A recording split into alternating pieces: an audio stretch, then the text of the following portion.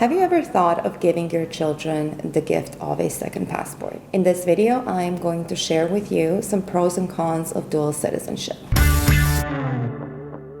Hi, my name is Tijana and I am a strategy associate here at Nomad Capitalist. Here we create and implement holistic strategies for entrepreneurs, successful investors, 7 and 8 figures, to legally reduce their tax bills, diversify and protect their assets, become global citizens, and maximize their freedom. There are quite a few options when it comes to obtaining the second passport, and those can be citizenship by descent, citizenship by investment, or establishing residence and working towards obtaining citizenship by naturalization. There are quite a few differences between these methods, where the first one, the citizenship by descent, is quite limited option since not everyone has many options to choose from, and this route usually takes quite a long time, but there is no investment requirement. When it comes to the investment and naturalization, these two usually are, the difference is between the money you can invest and the time you are willing to spend in a specific country.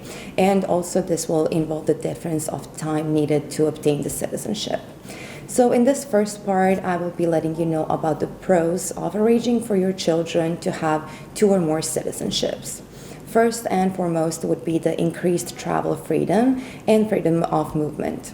So when you have 2 different passports, this can be extremely beneficial for the flexibility in these times that we're living, and this can be quite important. So let's say, based on an example, if your child has 2 passports, one is from the Caribbean and the second one is from Turkey, a Turkish passport will give them the ability to travel to mostly Asian countries, while the Caribbean will give them access to the Europe and European Union. So having this combination would mean that they can probably travel to any country in the world they would want to. So a combination like this would make perfect sense.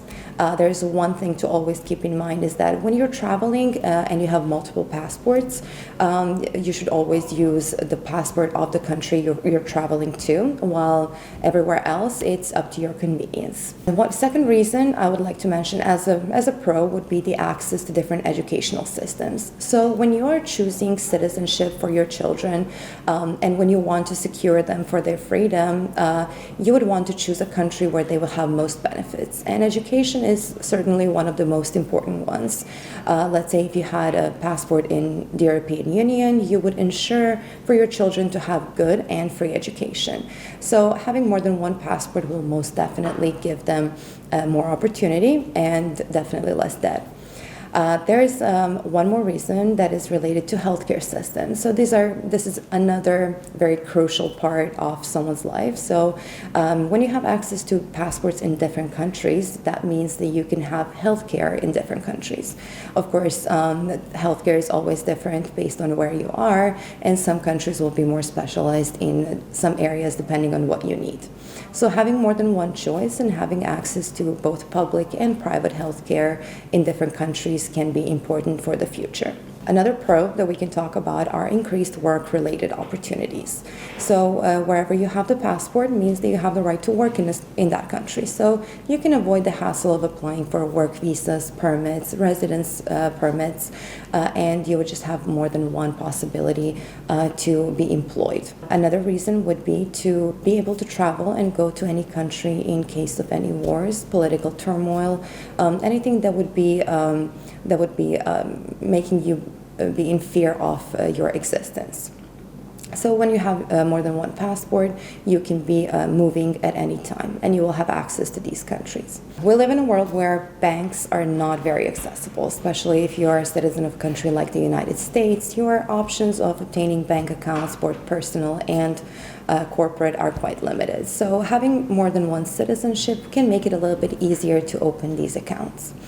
Another important thing is that there are quite a few countries in the world that support birth citizenship. So if you want to give birth in any of these countries, then your children will be eligible to get the citizenship. And in not one but more than one, there is also the potential of obtaining citizenship for the parents as well. So these are some of the reasons where we would say it is good to plan ahead and have the citizenship obtained for your children very early, just to give them a better base and build their base for their future. Now that we have talked about the pros, it is always good to mention the cons. So when it comes to having a dual citizenship, that means that more countries could potentially claim a closer connection to the child in the future. This could potentially lead to increased fiscal obligations and compliance costs as well. This is especially correct in case the child has a U.S. citizenship due to the citizenship-based taxation. However, if the second passport is in the country with a double tax treaty, there can be relief in form of tax deductions based on payments made in the other country. The process of obtaining a second citizenship can be long and exhausting, and even though citizenship by descent is the least expensive way to obtain citizenship, it does always come with a set of rules, and time needed until the citizenship is granted can be quite extensive, and we can be potentially speaking about years of the process. And potential risk with different countries in the world is potential risk of mandatory military service and being forced to participate in armed conflicts. That is why it is vital to research whether or not mandatory military service is required and if it can be avoided, because that is a possibility as well. In some situations, it can arise that you would have to engage in combat for the other country in which you have citizenship against your first country of citizenship. And in this case, there is a potential of losing one or the other passport. It is also important to note that age plays a significant role, and it is usually for the military service men under 30. However, in some cases, women can be obliged to take part in military training as well. So it is also very important, if you have more than one passport, it is important to know what is needed to maintain these passports. In a lot of cases, the country where you got the passport will not care if you visit, if you are there. But sometimes, if you are not showing enough ties to the country, they might be revoking your passport. So let's say if you have a Spanish passport, if you are obtaining another passport, getting married, if you want to renew your passport from Spain, you would need to let them know of all of these events. And Spain is not the only country who does this. Another con when it comes to having dual citizenship would be that some banking structures offshore can be more difficult to set up for citizens of multiple countries, as more jurisdictions have to be factored into the equations. There is also the higher risk of ineligibility to participate in certain citizenship and residency by investment programs.